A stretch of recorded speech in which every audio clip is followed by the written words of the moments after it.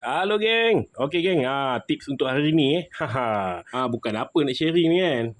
Sebab kebanyakannya bila aku post je video tentang buat kerja-kerja wiring ni, orang ingat aku tak tutup power supply kita jangan main-main lah dengan elektrik ni kan. Benda kita tak nampak, so sangat bahaya lah. Tapi sebenarnya memang aku tutup. Dia orang heran lah. Sebab apa nampak lampu, kipas, plug point lain semua boleh pakai lagi. Aku cuma tutup power supply yang di mana aku nak repair je. Jom aku sharekan macam mana. First kali kau ambil lah radio ke, kipas ke, lampu ke apa ke. Tapi aku suka pakai radio sebab kita boleh dengar Okey, korang cucukkan di plug point tu, on kan dia. Okey, bagi radio tu berbunyi lah. Next terus kita pergi ke DB box Biasanya orang akan tutup kat sini je ataupun dia akan test strip ni untuk kilat tu kan. So tapi aku tak akan tutup semua lah. Kau tutup satu rumah, nanti peti ais, lampu, kipas, plug point lain semua tak boleh pakai. So jadi susah juga kan. So korang tengok biasanya kalau untuk plug point ni kita akan gunakan 16 dengan 20 lah.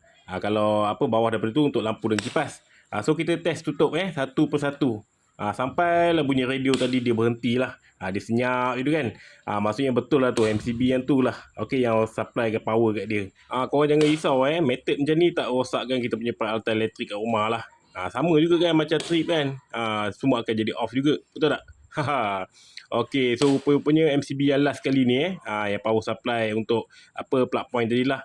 So aku akan terus marking je. Okey, untuk future lah. Akan datang aku tak perlu nak test satu-satu dah. Kan. Terus kita boleh tutup kat sini je. Lepas tu kita terus pergi ke plug point kita tadi, kita test. Pakai test pen je. Tengok ada menyala tak supply dia kat wire warna merah tu kat live tu. Kalau dah tak menyala tu min selamat lah untuk kita buka. Kalau korang nak repair switch lampu ke, switch kipas ke, korang boleh juga guna cara ni lah untuk tutup yang berkenaan sahaja. Tapi kalau korang rasa susah, leceh, korang terus tutup je DB tu. Tekan je test strip dekat DB tu bagi DB tu off supply semua. Okey lah geng, tu je tips untuk hari ni. Kalau okey, share-share lah sikit.